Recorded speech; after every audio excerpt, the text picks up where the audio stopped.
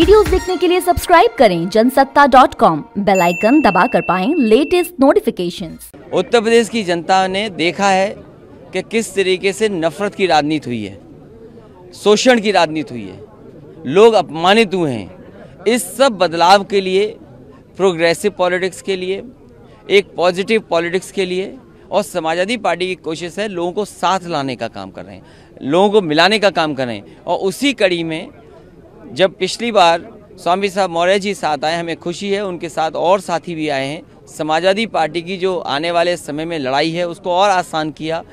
नमस्कार, जनसत्ता में आपका स्वागत है। सपा के टिप्पू खुश हैं कि नेता बीजेपी का दामन छोड़कर उनकी पार्टी में आ रहे हैं, और वो भी ऐसे नेता जिनकी गिनती मौसम विज्ञानियों में की जाती है।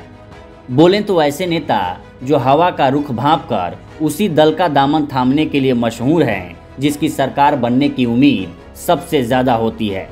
अब ये बात और है कि दल बदलने वाले नेताजी इसकी वजह दलितों, पिछड़ों और वंचितों के अधिकारों के प्रति 5 साल सत्ता का सुख भोगने के बाद अचानक से उपजी परोपकार भावना को बता रहे हैं।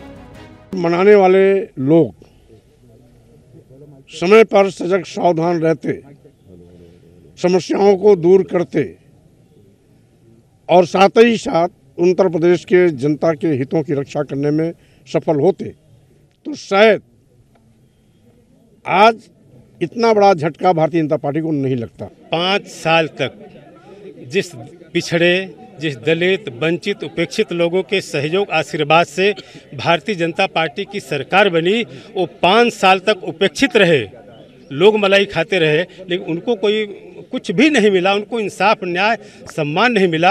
इससे आहत होकर के मैंने आज सरकार से इस्तीफा दिया है।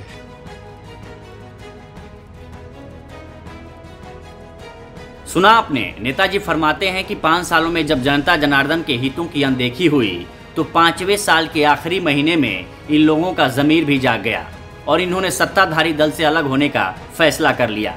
अखिलेश यादव खुश हैं कि ये दोनों नेता उनके पाले में आ रहे हैं, मगर कल तक दूसरे दलों से नेता तोड़कर अपनी पार्टी में शामिल करवाने वाली बीजेपी इसे अवसरवादिता करार दे रही है, क्योंकि वो टूट उसमें हो रही है।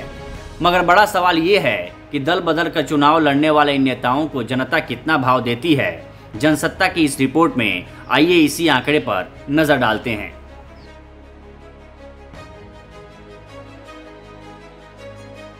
दल बदलू नेताओं के परफॉर्मेंस पर एसोसिएशन फॉर डेमोक्रेटिक रिफॉर्म यानी एडीआर ने एक दिलचस्प स्टडी की है।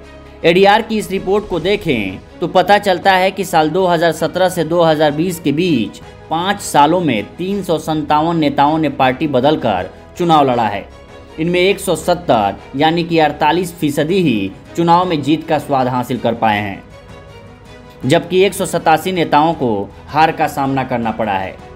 जीतने वाले भी ज़्यादातर वो दल बदलू प्रत्याशी रहे हैं जो दूसरे दलों को छोड़कर बीजेपी में पहुंचे थे। पिछले 5 सालों में भारतीय जनता पार्टी ने ऐसे 67 नेताओं को टिकट दिया था, जिसमें 54 को जीत हासिल करने में कामयाबी मिली है।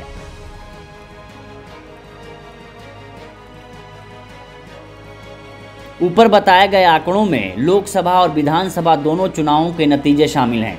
अगर सिर्फ लोकसभा चुनाव की बात करें तो ये आंकड़ा और भी ज़्यादा हैरान कर देता है।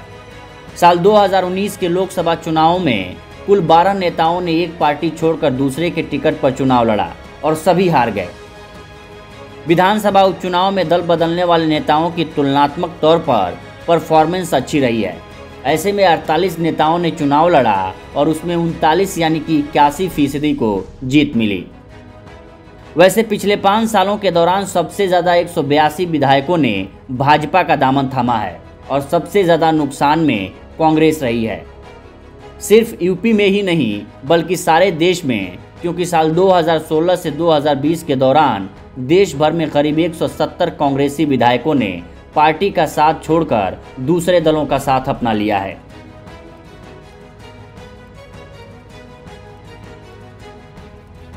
मगर लोकसभा के विपरीत अगर ऊपरी सदन यानी कि राज्यसभा का समीकरण तो कुछ और ही तस्वीर पेश करता है। राज्यसभा चुनाव में दल बदल कर चुनाव लड़ने वाले नेताओं को 100% सफलता मिली है। इसके पीछे सदस्यों की तय संख्या का वोट करना होता है। इसमें चुनाव पब्लिक को नहीं बल्कि सदन के नेताओं को ही करना होता है। यही कारण है कि पार्टी को काफ़ी हद तक मालूम रहता है कि अगर वह किसी प्रत्याशी को चुनाव में उतारता है तो उसके जीत की संभावना कितने प्रतिशत रहती है। आप इन दल बदलू नेताओं पर क्या राय रखते हैं, हमें कमेंट सेक्शन में बताइए और चुनावों से जुड़ी हर खबर के लिए बने रहिए जनसत्ता के साथ।